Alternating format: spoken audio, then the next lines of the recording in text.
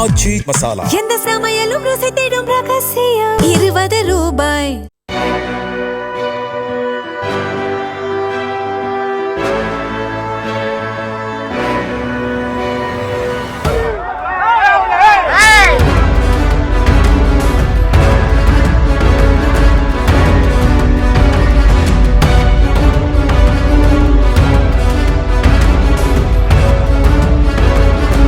எதிர்க்கட்சித் தலைவர் உதயநிதி ஸ்டாலின் முதலமைச்சர் விஜய் குறித்து கடுமையாக விமர்சித்ததோடு நடிகை த்ரிஷா குறித்தும் இரட்டை அர்த்தத்தில் பேசியது பெரும் சர்ச்சையை ஏற்படுத்தியது.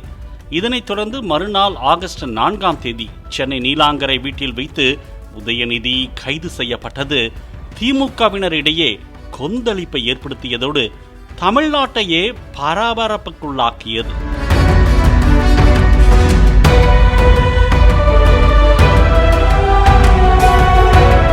உதயநிதி மீது PNS 196 பகைமையை தூண்டுதல், பொது அமைதிக்கு பங்கம் விளைவித்தல், PNS 192 கலவரத்தை தூண்டுதல், PNS 352 பொது அமைதியை சீர்குலைக்கும் வகையில் ஒருவரை வேண்டுமென்று அவமதித்தல், PNS 79 பெண்ணின் கண்ணியத்திற்கு அல்லது மானத்திற்கு பங்கம் விளைவிக்கும் வகையில் பேசுதல், PNS 61 2 அல்லது அதற்கு மேற்பட்ட நபர்கள் இணைந்து சட்டவிரோத செயலை செய்ய திட்டமிடுதல், PNS 351 ஒருவருக்கு மிரட்டல் விடுவது, தமிழ்நாடு பெண்கள் வன்கொடுமை சட்டம் பிரிவு 4, தகவல் தொழில்நுட்ப சட்டம் பிரிவு 67 என 9 பிரிவுகளின் கீழ் வழக்கு பதிவு செய்யப்பட்டதாக தெரிவித்த போலீசார் உதயநிதியை தஞ்சாவூர் கிழக்கு காவல் நிலையத்துக்கு அழைத்துச் சென்றனர்.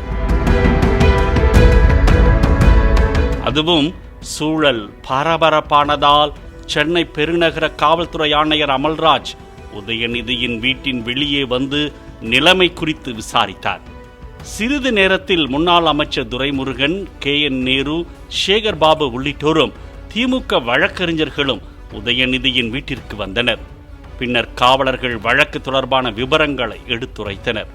பின்னர் தாமாகவே விசாரணைக்கு வருவதாக உதயநிதி ஸ்டாலின் கூறியதை தொடர்ந்து அவரை காவலர்கள் கைது செய்து அழைத்துச் சென்றனர். இதற்கிடையே முதலமைச்சர் விஜயின் நண்பர் சஞ்சீவை நோக்கி திமுகவினர் ஆபாசமாக பேசி மிரட்டல் விடுத்தனர். அதனை அவர் மேலிருந்து வீடியோ எடுத்ததால் மீண்டும் வாக்குவாதம் செய்தனர். இதையடுத்து இரு தரப்புக்கும் இடையே வாக்குவாதம் ஏற்பட்டதால் அப்பகுதியில் சில நிமிடங்கள் பரபரப்பு நிலவியது.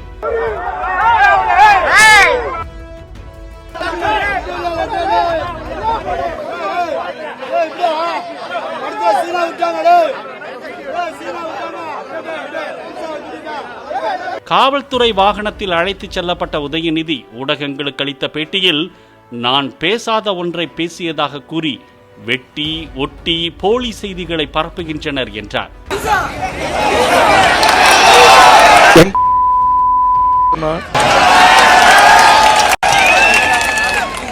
காவிரி சொன்ன நான் பேசாத ஒன்ன பேசினதா கட் காப்பி பேஸ்ட் பண்ணி இந்த தரங்கெட்ட தற்கொலை கூட்டங்கள் இவங்க கட்சி ஆரம்பிச்சது வந்து 2 வருஷமா மட்டும்தான் ஒரு ஃபுல் டைம் வேலையா பண்ணிட்டு இருக்காங்க.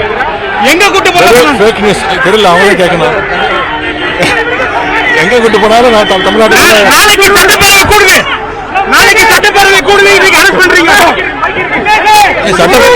சட்டப்பேரவையில பேசுற மட்டும் பதில் சொல்ல போறாங்க, அப்படியே அறுத்து தள்ளிடுவாங்களா? அதுக்கு பயந்து போய் தான் நேற்று ஆர்ப்பாட்டத்துக்கு அவ்வளவு கேள்வி கேட்டிருக்கிறேன், அவ்வளவு கருத்துக்களை சொல்லியிருக்கிறேன். விவசாயிகளுக்கு பதில் சொல்ல வக்கு இல்லாத ஒரு அரசு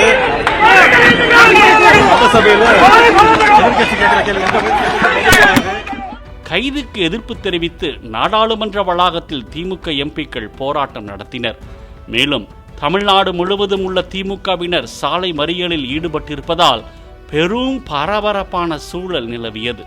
இதனைத் தொடர்ந்து சென்னை உயர்நீதிமன்றத்தில் உதயநிதி தரப்பில் தாக்கல் செய்யப்பட்ட முன்ஜாமீன் மனு ஆகஸ்ட் 4ஆம் தேதி பிற்பகல் 2:15 மணிக்கு நீதிபதி இளந்திரையன் முன்பு விசாரணைக்கு வந்தது. அப்போது அரசு தரப்பு வழக்கறிஞர் விஜய் நாராயண் உதயநிதி ஸ்டாலின் ஏற்கனவே கைது செய்யப்பட்டு தஞ்சாவூர் அழைத்துச் செல்லப்படுகிறார், காவல் நிலைய விசாரணைக்கு பிறகு உதயநிதி சொந்த ஜாமீனில் விடுவிக்கப்படுவார், அவரை ரிமாண்ட் செய்யும் எண்ணம் இல்லை என்று கூறினார். கொள்ளாதே பறிக்காதே பறிக்காதே பேச்சுரிமையை பறிக்காதே.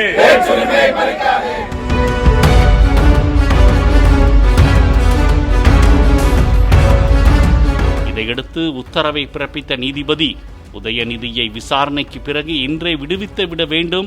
முன்ஜாமீன் கோரும் மனு என்பதால் இந்த மனு விசாரணைக்கு உகந்தது அல்ல. காவல்துறை விசாரணைக்கு உதயநிதி ஒத்துழைக்க வேண்டும் என்றும் உத்தரவிட்டார். இது குறித்து திமுக தரப்பில் ஆஜரான வழக்கறிஞர் NR இளங்கோ செய்தியாளர்களிடம் பேசுகையில், காலை 8:30 மணிக்கு அவரை கைது செய்ய வந்திருந்தனர். அவர் மீதான முதல் தகவல் அறிக்கை சட்டவிரோதமானது, அவசர வழக்காக விசாரிக்க வேண்டும் என சென்னை உயர்நீதிமன்றத்தில் கோரியிருந்தோம். அதுவரை கைது செய்ய வேண்டாம் என கூறினோம். ஆனால் அதை ஏற்காத தஞ்சை போலீஸ் அவரை கைது செய்துவிட்டது என குற்றம் சாட்டினார். தஞ்சையில் ஒரு மாபெரும் கூட்டத்தில் மாண்புமிகு தமிழக சட்டமன்ற எதிர்க்கட்சி தலைவர் அவர்கள் ஒரு உரையாற்றினார்கள். அந்த உரையாற்றலின் போது அவர் குறிப்பிட்டதாக கூறி சில வார்த்தைகளை மட்டும் தனியாக பிரித்தெடுத்து அவருடைய உரைக்கும் அந்த வார்த்தைகளுக்கும் உள்ள அர்த்தங்களில் உள்ள அர்த்தத்தை கற்பித்து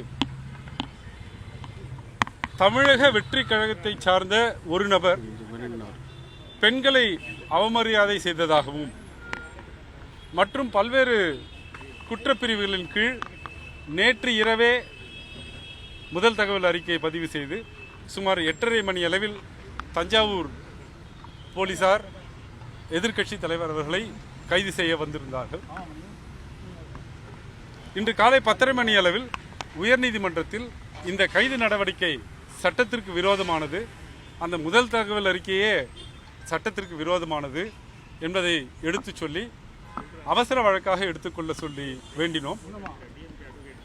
அதை கருத்தில் எடுத்துக்கொண்ட மாண்புமிகு உயர்நீதிமன்றம் மதிய உணவு இடைவேளைக்கு முன்பாக எடுத்துக்கொள்வதாக சொல்லியிருந்தார்.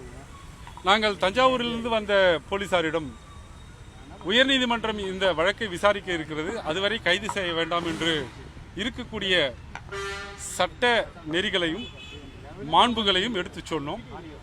அதை எடுத்துக்கொள்ளாத தஞ்சாவூர் போலீசார் வலுக்கட்டாயமாக எதிர்க்கட்சி தலைவர் அவர்களை கைது செய்து அழைத்துச் சென்றார். காவிரி விவகாரத்தில் தாவேகா அரசை கண்டித்து தஞ்சாவூரில் ஆகஸ்ட் 3ஆம் தேதி திமுக சார்பில் நடந்த ஆர்ப்பாட்டத்தில் பேசிய உதயநிதி, காவிரி குறித்து முதலமைச்சர் விஜய்க்கு கவலை இல்லை என்றும் அவரது ஒரே கவலை திமுக மீது வழக்கு போடுவதுதான் என்றும் குறிப்பிட்டார். பேச்சுக்கு நடுவே கூட்டத்தில் இருந்து த்ரிஷா என எழுந்த முழக்கங்களை தொடர்ந்து அவர் குறிப்பிட்ட சில வார்த்தைகளே பெரும் சர்ச்சைக்கு காரணமாக அமைந்தது. 42 TMC தண்ணீர் நமக்கு வந்திருக்கணும், ஆனா இன்னைக்கு ஒரு சொட்டு தண்ணீர் கூட வரல. ஆனா இதை பத்தி இருக்கக்கூடிய முதலமைச்சர் வாயை திறந்து பேசுறாரா? பேச மாட்டேங்கிறார். அவருக்கு இருக்கக்கூடிய ஒரே கவலை என்ன? திமுக மேல என்ன பொய் வழக்கு போடலாம், என்ன பொய் கேஸ் போடலாம்.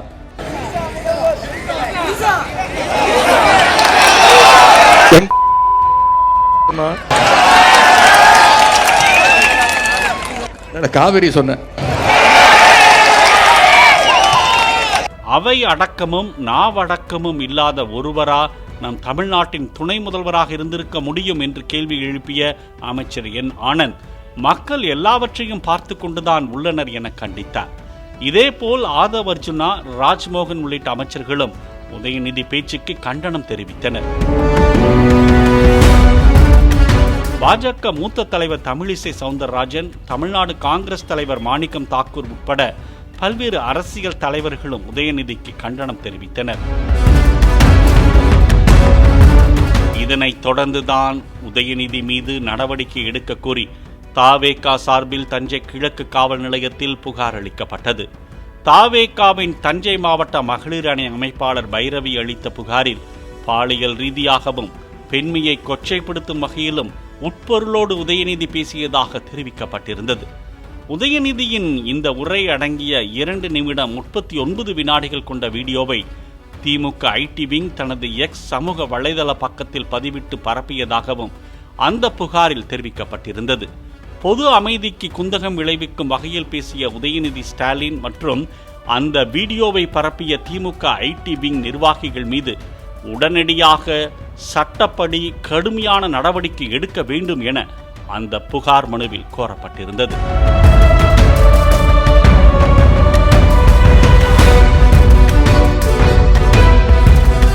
இந்த புகாரின் அடிப்படையில்தான் உதயநிதி கைது செய்யப்பட்டதாக போலீசார் தெரிவித்தனர். சென்னையிலிருந்து அழைத்து வரப்பட்ட உதயநிதி காவல் வாகனத்தில் ஏசி கூட போடாமல், உணவு கூட கொடுக்காமல், இயற்கை உபாதை கூட கழிக்க விடாமல் 8 மணி நேரத்துக்கு மேலாக அழைத்து சென்றதாக குற்றச்சாட்டு எழுந்தது. இந்நிலையில் தஞ்சாவூர் கிழக்கு காவல் நிலையத்துக்கு அழைத்து வரப்படுவார் என திமுக தொண்டர்கள் குவிந்து வந்த நிலையில் தஞ்சாவூர் செங்கிப்பட்டி காவல் நிலையத்திற்கு உதயநிதி அழைத்து செல்லப்பட்டார். முதலில் உதயநிதி காவல் வாகனத்தில் இருந்து இறங்க மறுத்ததாக தகவல் வெளியானது. இந்த காவல் நிலையத்திலும் திமுக தொண்டர்கள் குவிந்தனர். வழக்கு பதிவு செய்யப்பட்ட காவல் நிலையத்திற்கு அழைத்து செல்லாமல் செங்கிப்பட்டி காவல் நிலையத்திற்கு அழைத்து சென்றது ஏன் என திமுகவினர் கேள்வி எழுப்பி வந்த நிலையில் உதயநிதி இறங்கி விசாரணைக்கு சென்றார்.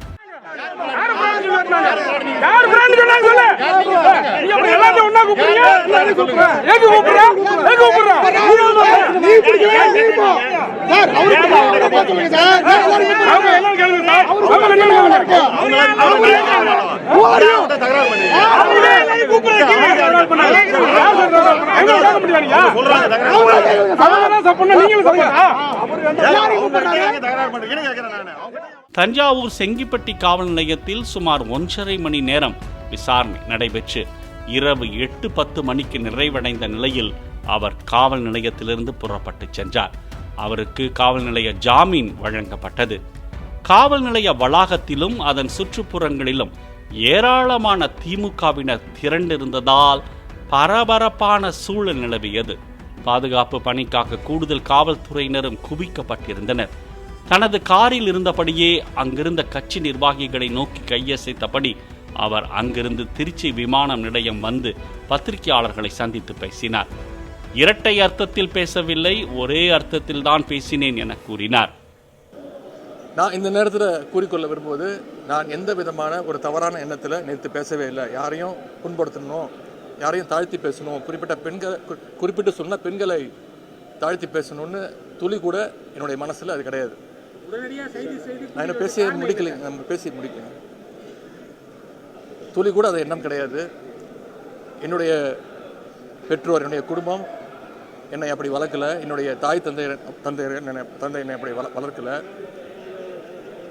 எனக்கு ஒரு திருமணமாகி ஒரு மனைவி இருக்கிறாங்க, அவங்க கூட தான் நான் வாழ்ந்துக்கிட்டு இருக்கிறேன். எனக்கு ஒரு பெண் குழந்தை இருக்கிறாங்க, எனக்கு ஒரு தங்கை இருக்கிறாங்க, எனக்கென்று ஒரு குடும்பம் இருக்கின்றது. தமிழ்நாட்டில் இருக்கக்கூடிய ஒவ்வொரு தாய்மாரையும் என்னுடைய குடும்பமாக, என்னுடைய தாயாக, என்னுடைய தங்கையாக நான் அப்படி தான் நான் நினச்சிட்டு இருக்கிறேன். எனக்கு இருக்கக்கூடிய ஒரே வருத்தம், சில தலைவர்கள் நான் பேசினதை முழுசாக கேட்காமலோ பார்க்காமலோ ஆராயாமலோ நான் தவறாக பேசிட்டேன் அப்படின்னு கண்டனம் தெரிவிச்சிருக்கிறாங்க. அது எனக்கு கொஞ்சம் வருத்தமாக இருக்குது. நான் எந்த நேரத்திலும் அது மாதிரி தவறான எண்ணத்தில் நான் பேசவே இல்லை. விவசாயிகளுக்கு ஆதரவாக பேசினதுக்காக இந்த தரங்கெட்ட அரசு கைது செஞ்சுருக்கிறாங்க. நான் மீண்டும் சொல்கிறேன், இந்த கைதுக்கு நான் பயப்பட மாட்டேன். இன்னும் 100 முறை பேசுவேன், மீண்டும் பேசுவேன். அதில் சில பேர் சொல்லியிருக்கிறாங்க, நான் இரட்டை அர்த்தத்தில் பேசிட்டேன், டபுள் மீனிங்கில் பேசிட்டேன் அப்படின்னு சொல்லியிருக்கிறாங்க. நான் நிச்சயமாக டபுள் மீனிங்லாம் பேசவே இல்லை. நான் ஒரே மீனிங்ல தான் பேசினேன், சிங்கிள் மீனிங்ல தான் பேசினேன். ஆச்சி மசாலா எந்த சமையலும் ருசி தேடும் ரகசியம் 20 ரூபாய். பிளே ஸ்டோர் மற்றும் ஆப் ஸ்டோரில் இருந்து பாலிமர் செயலியை QR கோடு மூலம் பதிவிறக்கம் செய்யுங்கள். செய்திகளை உடனுக்குடன் பெறுங்கள்.